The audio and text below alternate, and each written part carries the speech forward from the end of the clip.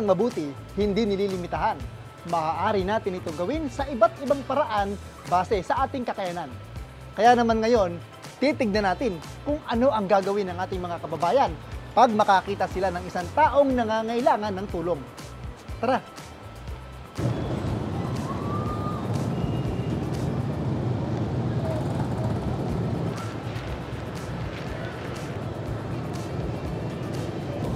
Oo. Ano mo asawa ni mo? Patay na. Oo. Layo apo ni mo no? Be ako ra. Salamat ha. Pura tay.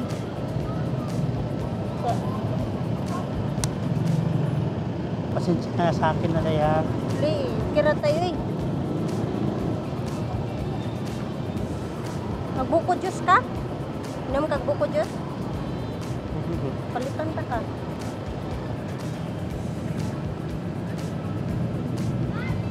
Social experiment lang po yun. Pwede po namin kayong ma-interview? Pwede sir. Sige, sige po, dito po tayo. Naniniwala po ba kayo sa Biblia, sa Bible? Yes sir. Nagbabasa po ba kayo ng Bible? Hindi po kayo sir kasi busy po. O, nabasa mo na ba to?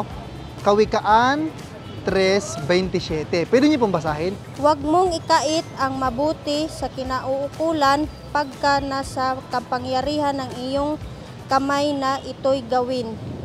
Yun. O, ngayon niyo pa lang po ba ito nabasa? Yes sir.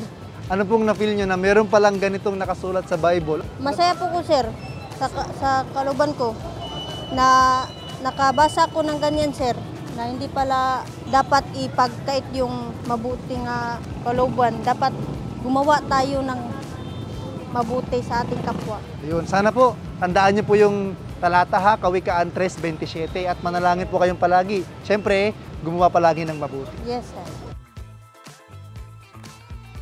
Para sa iba pang videos at makabuluhang usapan, i-like at mag-subscribe sa MCGI channel sa YouTube at huwag kalimutang i-share. At para laging guided sa mga aral ng Biblia, mag-download na ng Digital Bible App sa Google Play at Apple App Store. Ito po ay libreng-libre para sa lahat.